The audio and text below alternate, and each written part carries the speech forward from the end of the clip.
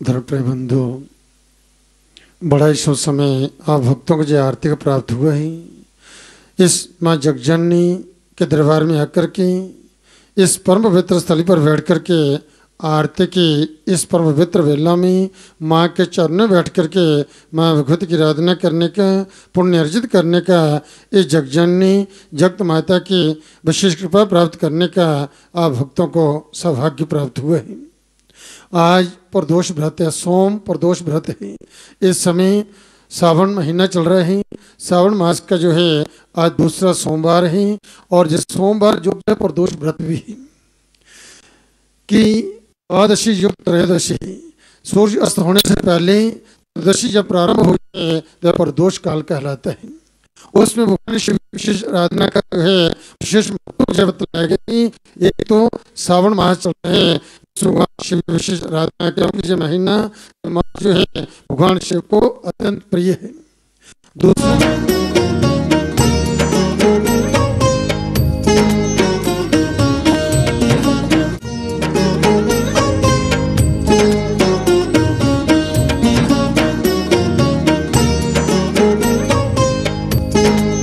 शिव शक्ति विशेष पूजा आराधना अर्चना कर करके भगवान जो है शिव शक्ति की विशेष कृपा जो है प्राप्त करते हैं और देव कृपा से वह साधक जन जो है परम कल्याण को प्राप्त होते हैं। क्योंकि कुछ ऐसे विशेष धन होते हैं, ऐसे विशेष महीने होते हैं, विशेष तिथि होती हैं जिनमें कि भगवान की आराधना अर्चना जप पाठ स्नान दान व्रत जो है इसका अनंत गुणा फल होते हैं। फिर इस प्रकार से शक्ति पर प्रा करके या किसी भी देवालय में जाकर के किसी तीर्थ पे जाकर के ऐसा सौभाग्य प्राप्त हो जाए पुण्य अर्जित करने का, तो उस पुण्य का अक्षय फल होते हैं, उस पुण्य का जो है कभी नाश नहीं होता।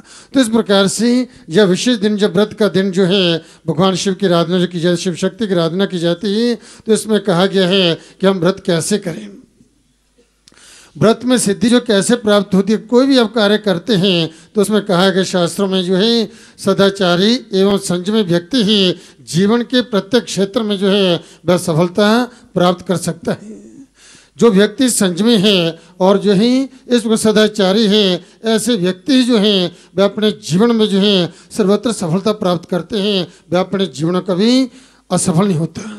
तो इसलिए जो है अपने जीवन में जो है जो व्यक्ति सुख चाहते हैं, अपना मान सम्मान चाहते हैं, तो उन्हें जो है ब्रह्मचर्य की जरूरत पड़ती है।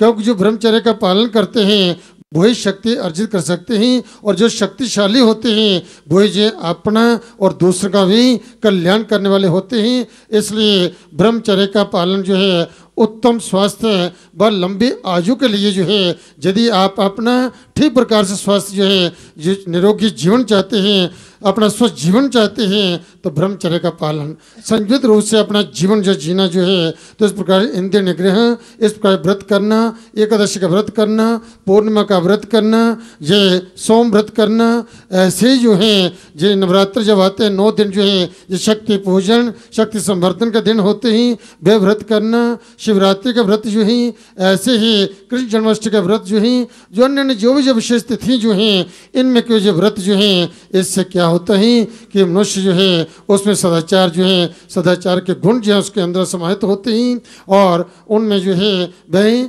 शक्ति प्राप्त करते हैं। जब शक्ति युक्त होते हैं वह निरोगी जीवन जीते हैं, अर्थात उनका जीवन स्वस्थ रहता है और वह दीर्घ आयु को प्राप्त होते हैं। इस प्रकार से व्यक्ति जो है ये केवल सिर्फ जो है व्यक्तिगत लाभ के लिए ही जो है ये ब्रह्मचर्य की आवश्यकता नहीं होती है, परंतु जो सामाजिक स्वास्थ्य पारिवारिक व्यवस्था जो है जिस सब जो है और समस्त समस्याओं का समाधान करने के लिए जो व्यक्ति ब्रह्मचर्य का पालन करते हैं वह समस्त समस्याओं का समाधान कर लेते हैं। उन्हीं के ज्ञान की वृद्धि होती है, उन्हीं की स्मरण शक्ति जो है ठीक प्रकार से रहती है और जब वही योग जो हैं वह ठीक प्रकार से, क्योंकि उनकी बुद्धि ठीक काम करती है और ऐसे जो साधक जो हैं जो संयमी हैं जो सदाचार का पालन करते हैं, ऐसे ही लोग जो हैं वही अपना और दूसरों का भी कल्याण करने वाले होते हैं। इसलिए ये ब्रह्मचर्य जो व्रत जो है इसका जो है ये बड़ा अनिवार्य है।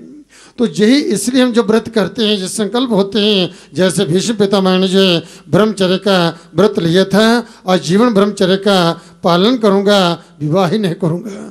तो इस प्रकार से वह दीर्घ आप देखिए, यदि आप जब जो है भीष्म पितामह का इतिहास आप देखें, उनका चरित्र देखें, कितना पवित्र चरित्र था, उनका जीवन कितना पवित्र था, और इस प्रकार से उनकी भक्ति और भक्ति के द्वारा उन्हें शक्ति प्राप्त की, और ऐसे शक्तिशाली थे कि उस समय कहते हैं कि अब तक क्या जो है कि इस सृष्टि पर जो है कोई ऐसा योद्धा नहीं हुआ जो उसका सामना कर सकता था, और ना ही ऐसा कोई ज्ञानी पुरुष जो है जो समस्त प्रकार के शास्त्रों का जो ज्ञान रखते थे, धनुर्वेद की विद्या उन्हें प्राप्त थी। ऐसे जिन्होंने जो पराशर ऋषि से जो है उन्होंने जो है परशुराम ऋषि से जो है उन्होंने जो धनुर्विद्या जो प्राप्त की थी, शास्त्र ज्ञान जब बृहस्पति से प्राप्त किया था, ऐसे जो योद्धा जो थे जो कैसे इतने शक्तिशाली हुए ब्रह्मचर्य का पालन करने से। तो ब्रह्मचर्य का पालन करने से, इसका व्रत करने से जो है ये व्यक्ति जो ही सब प्रकार की शक्ति को प्राप्त करता ही जब शक्ति संपन्न होता है तो वही व्यक्ति जो है अपने जीवन में सर्वत्र जो सफल होता ही, कहीं असफल नहीं होता, और वही दीर्घ आयु को प्राप्त होता ही, और उसे निरोगी जो है आयु प्राप्त होती। बोलो सच्चे दरबार की जय। तो ब्रह्मचर्य का पालन ना करने वाले और संयमित जीवन जो है जीने वाले व्यक्ति जो है वह क्रोध, ईर्ष्या, आलस्य, भय, तनाव आदि का शिकार बन जाते हैं। ऐसे व्यक्ति जो हैं जो संयमित जीवन नहीं जीते हैं, वे लोग जो हैं हमेशा क्रोधी रहते हैं। जो क्रोधी रहते हैं उनको कई प्रकार की व्याधि जो हैं आकर के घेर लेती हैं। उनका बीपी हाई रहेगा, शुगर की प्रॉब्लम होगी, कई तरह के रोग जो हैं उसको ग्रस्त कर लेते हैं। इस प्रकार से जो असंतुलित जीवन जीते हैं, जो ब्रह्मचर्य का पालन नहीं करते हैं, तो इस प्रकार से कई रोग, और उन्हीं में जो है क्रोध होता ही, ईर्ष्या रहती ही, द्वेष रहता है दूसरों के प्रति, और दिन रात यही जो है वह उनके विचार जो अच्छे नहीं रहते हैं। जिनके विचार अच्छे नहीं रहते उनकी सोच भी अच्छी नहीं होती। जिनकी सोच अच्छी नहीं होती तो फिर वह कल्याण को कैसे प्राप्त हो सकते हैं। इस तरह से जो व्यक्ति पवित्र जीवन जीते हैं, जो दूसरों का भला चाहते हैं, दूसरा कल्याण चाहते हैं, उनका अपना भी अपने आप कल्याण होता है, और वही वह जीवन में जो है सब ओर से परम कल्याण को प्राप्त होते हैं। इसलिए कहा है कि युवा पीढ़ी में जो है संयम, सदाचार, ब्रह्मचर्य, मातृपितृ भक्ति, देशभक्ति, ईश्वर भक्ति, कर्तव्य परायणता आदि सद्गुणों का जो है जो विकास हो, और जब तभी जो है वह अपने जीवन में जो है वह प्रत्येक क्षेत्र में सफल हो सकते हैं जब जिस सद्गुण जो है उसके जीवन में आए। तो ये सद्गुण जो कैसे आते हैं? भक्ति से, सत्संग से। हम जब भगवती के शरणगत होते हैं, माँ से प्रार्थना करते हैं, माँ की भक्ति करते हैं, तो माँ का आशीर्वाद मिलता है। जब माँ का आशीर्वाद मिलता है तो व्यक्ति के अंदर जो है उसका मन जो है वह शांत होते ही, मन पवित्र होते ही, पापों का नाश होते ही, उसके विचार पवित्र होते ही, उसकी बुद्धि पवित्र होती है, और ऐसी उस पर माँ की कृपा होती ही उसका जीवन ही धन्य हो जाता है, पवित्र हो जाता है। जे लोग भी कल्याण में होते ही और परलोक भी कल्याण में हो जाता है। बोलो सच्चे दरबार की जय। तो इस तरह से शास्त्र विहित कर्म जो बतलाए गए हैं, जो व्यक्ति इन्हें अपने जीवन में जो सद्गुण जो हैं जो अपने जीवन में जो लाते हैं वही जो वास्तव परम कल्याण को प्राप्त होते हैं। और इन सद्गुणों की प्राप्ति तभी होती है जब भक्तजन जो हैं ये देवी की शरणगत होकर के इस भगवती आदि शक्ति की आराधना करते हैं। क्योंकि जो भक्त माँ को प्रसन्न करते हैं, माँ की स्तुति करते हैं माँ को प्रसन्न करने के लिए, और जिन पर जो माँ प्रसन्न हो जाती है फिर माँ प्रसन्न होकर उन भक्तों को जो आशीर्वाद देती हैं, जिस आशीर्वाद से जो है उन्हें जो है दुर्लभ ज्ञान की प्राप्ति होती है। कैसे श्रद्धायुक्त होकर के माँ की जो भक्ति करते हैं, गीतों में कहा है कि श्रद्धावान लभते ज्ञानम। जो व्यक्ति श्रद्धायुक्त होकर के भक्ति करते हैं उसी को ज्ञान की प्राप्ति होती है। जिसको ज्ञान की प्राप्ति होती है उसकी बुद्धि कभी गलत निर्णय नहीं करती, अच्छे निर्णय करती है। जिनकी बुद्धि जो ठीक निर्णय करती है उनका कभी कहीं भी अमंगल नहीं होता। सर्वत्र उन भक्तों का मंगल ही मंगल होता है। बोलो सच्चे दरबार की जय। इन्हीं नियमों का पालन करते हुए माँ पार्वती ने जो है भगवान शिव को पतिरोध में प्राप्त करने के लिए व्रत किया था, तप किया था।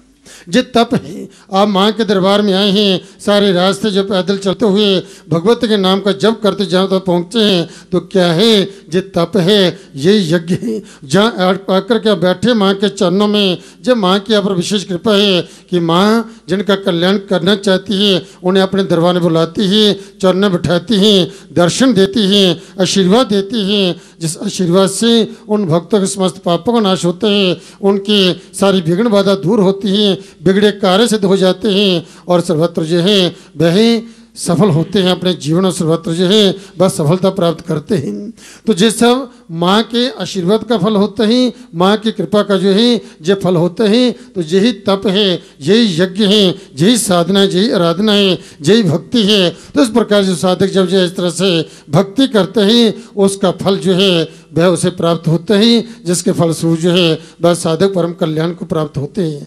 तो माँ पार्वती जो है, मैं आपको जब बतला रहा था कि इन्होंने जो तप किया, व्रत लिया कि भगवान शिव को प्रतिरोध में प्राप्त करने के लिए मैं तप करूंगी, भगवान शिव की आराधना करूंगी। कहते हैं कि अपने पूर्व जन्म में जो दक्ष प्रजापति की कन्या सती थी, जो भगवान शिव की अर्धांगिनी थी, और इन्होंने जो है अपने पिता के यज्ञ में जो है दक्ष प्रजापति के यज्ञ में अपना देह त्याग दिया था। जिस समय इनके पिता दक्ष ने इनके पति भगवान शिव का अपमान किया तो उन्होंने जो है पति के जो है पिता के यज्ञ में, दक्ष प्रजापति के यज्ञ में अपना देह त्याग दिया। उसके उपरांत जो है इनका दूसरा जन्म जो हुआ था हिमालय के घर में हुआ। हिमालय के घर में जब पुत्र की उत्पन्न हुई और जब हिमालय के घर में जब की उत्पत्ति हुई तब जय भगवती शैलपुत्री कहलाई। तो माँ अब नवरात्र में जब पूजा करते हैं तो पहला नवरात्र जो है शैलपुत्री का रूप का ध्यान करते हुए हम माँ की साधना यहीं से प्रारंभ होती है। तो शैलपुत्री, शैल की पुत्री होने के कारण से शैलपुत्री कहलाई। पर्वत की पुत्री, पहाड़ की पुत्री होने के कारण से ये पार्वती कहलाए। इस प्रकार से अब जो है कहते हैं जब जी पार्वती थोड़ी सियाणी हुई तो माता पिता जो है हिमालय और मैना के मन में विचार हुआ, जो कन्या जो अब सियाणी हुई है अब इसका भाग्य क्या ऐसा होगा, और इसे जानने के लिए जो है इसका विवाह भी करना है तो कहाँ इसका विवाह होगा। जब विचार कर रहे थे तो देवयोग से वहाँ पर देवर्षि नारद जी आ पहुँचे। देवर्षि नारद जी जब आए तो दोनों पति पत्नी जब बड़े प्रसन्न हुए, हिमालय और जो मैना जो थे ये राजा रानी दोनों बड़े प्रसन्न हुए। ऋषि का आगमन हुआ है, हमारे जहाँ पर चरण पड़े, संत के चरण पड़े हैं, हमारा कल्याण निश्चित है। उन्होंने बड़ा सम्मान किया, आदर किया है, बिठाया है। और तब जो उन्होंने पूछा महाराज हमारे घर में जो कन्या है, कन्या का जन्म हुआ बहुत समय के उपरांत जो है माँ से प्रार्थना कर करके जो है इस प्रकार माँ जगजननी आदि शक्ति की हम पर कृपा हुई और कन्या की जो है हमें प्राप्ति हुई है। तुझे कन्या सुख हमें प्राप्त हुआ है, महाराज इसका भाग्य रेखा देख करके बतलाइए इसका भाग्य कैसे होगा, इसके कोई दोष कोई है तो बतलाइए। तो हिमालय ने सबसे पहले दोष के विषय में पहले जो है दोष और गुण जो है, पहले दोष फिर गुण जब बतलाइए तब जो है कहते हैं कि देवर्षि नारद ने कहा महाराज उनके भाग्य रेखा देख करके वह कहने लगे कि आपकी पुत्री सर्वगुण संपन्न है, सब गुणों की जो खान है। अनेक जो उनकी प्रशंसा करते हुए जो है जब उन्होंने कहा महाराज कोई दोष वो भी बतला दिए तो फिर कहने लगे महाराज दोष भी बतलाता हूँ, कोई ज़्यादा दोष नहीं है। इसका जो पति होगा वह जो है नंग दड़ंग जटाधारी होगा, कुवेशधारी जो है ऐसा इसका पति होगा। तब जो है दोनों पति पत्नी जो है पार्वती के माता पिता दोनों जो है बड़े दुखी हुए। दुख का कारण क्या था, हमारी पुत्री जो है ये सर्व गुणों की खान है, सर्व गुण संपन्न है, और फिर इसको जो पति मिलेगा अब कोई नहीं चाहता कि मेरी पुत्री को ऐसा कौरव जो है कुवेशधारी जो है ऐसा पति प्राप्त हो। सब चाहते हैं कि अच्छा ही पति मिले, तो सब जो है अच्छा ही चाहते हैं। तब जो है वह दुखी हुए कि हमारी पुत्री जो है इतनी सुंदर है, इतने जो गुणों की सब गुणों से जो है संपन्न है और इसको पति ऐसा मिलेगा। तो वह माता पिता दुखी हुए, परंतु माँ पार्वती जो थी वह प्रसन्न हुई, क्योंकि उसकी प्रसन्नता का कारण ये था कि मुझे भगवान शिव प्राप्त होंगे। बोलो सच्चे दरबार की जय। तब जो है नारद ऋषि ने कहा महाराज ऐसा है कि जो दोष मैंने आपको बतलाए हैं इसके पति में, बस सारे दोष जो हैं भगवान शिव में हैं। जो जटाधारी ही नंग दड़ंग रहते हैं, शमशान पर निवास करते हैं, जिसके गले में जो है यहाँ सांपों की माला है, ऐसे जो दिगंबरधारी हैं, ऐसे जी संत जो थे भगवान शिव में सारे गुण हैं। और यदि भगवान शिव के साथ इनका विवाह हो जाए तो जो है सारे दोष भी गुणों के रूप में परिणत हो जाएंगे, क्योंकि जो समर्थवान है, समर्थवान के लिए कोई दोष नहीं है, इसलिए ये दोष भी जो है गुणों के रूप में परिणत हो जाएंगे।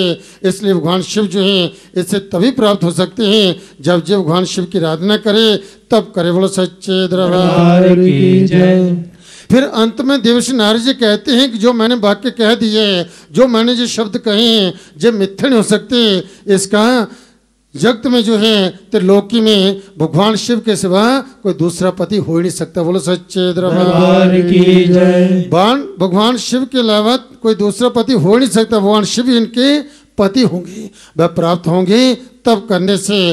तो तब उस समय कहते हैं कि देवर्षि नारद जी ने इनको जो है पंचाक्षर मंत्र दिया, ओम शिवाय नमः। तो इस प्रकार से मंत्र दिए हैं, पंचाक्षर मंत्र जो है, इस मंत्र को माँ पार्वती ने अपने हृदय में ध्यान कर करके माता पिता की आज्ञा लेकर के वन में प्रस्थान किया, अपने सखियों के साथ बाहर रह करके जो है इस पर तपस्वी जीवन जीते हुए वह वन में जब तप करते हैं और तपस्या कैसे गर्मियों में पंचाग्नि जला करके फिर बीच में बैठती है और कड़ी धूप में जब कड़ी बारिश होती है तो वर्षा ऋतु में बारिश में बैठ करके जो है जिस शिलाखंड पर बैठ करके तप करती हैं, सर्दी में जो है जल में शीतल जल में बैठ कर तप करती हैं, ऐसे कंदमूल खा करके तप करते। हजारों वर्षों तक उन्होंने तप किया, कई वर्षों तक जो है साग खा कर उन्होंने तप किया। फिर कई वर्षों तक जो है बेल पत्ते, नीचे गिरे हुए पत्ते जो है वे बेल पत्ते खा करके वह तप करते रहे। जब बेल पत्ते पर्ण भी खाना छोड़ दिए तो उनका नाम जो था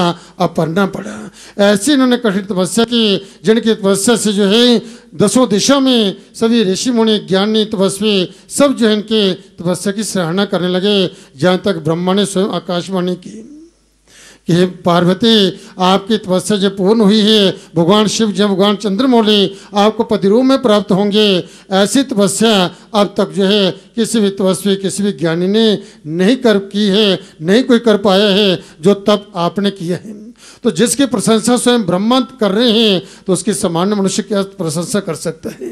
वह भगवती वही आद्य शक्ति हैं और ऐसी तपस्या करने वही समर्थ हैं। ऐसा तप उन्होंने किया और भगवान शिव जो है उन्हें पति रूप में प्राप्त हुए। इसलिए इन्होंने जो है अपने चैत्र से जो है यह सिद्ध किया है कि जो व्यक्ति जो है यदि किसी भी कार्य में सफलता चाहते हैं तो ब्रह्मचर्य का पालन करें। माँ भगवती ने अपने इंद्रियों को जो वश में कर करके ब्रह्मचर्य का पालन करते हुए जब तप किया और जब ऐसी तपस्या की जाती है तो फिर भक्त जो भी चाहता है वही उसे सिद्ध होता है। वह सब उसकी मनोबलसिद्ध कामना जो है वह शुद्ध होती है, परिपूर्ण होती है। ऐसे माँ पार्वती ने तप कर करके सफलता प्राप्त की। और इसलिए जो भक्तजन जो है इस भगवती की आराधना करते हैं, जो व्रत करते हैं, तप करते हैं, भगवान की साधना करते हैं, इन मंत्र जप के द्वारा भगवती की साधना से, भगवान शिव की आराधना से जो है जो आप सत्कर्म करते हैं, इसी के पुण्य के प्रभाव से जो है मनुष्य की जो मनोबलसिद्ध कामना होती है वह पूर्ण होती हैं। उन्हें आरोग्यता की प्राप्ति, निरोगी जीवन प्राप्त होते हैं और इस लोक में वह सौ सुखों का भोग करते हुए उनका परलोक कल्याण हो जाता है। अर्थात इस संसार में सौ सुखों का भोग करते हुए अंत में वह परम मोक्ष को प्राप्त कर लेते। बोलो सच्चे दरबार की जय। इन शब्दों के साथ अपनी वाणी को विराम देते हुए निवेदन करा।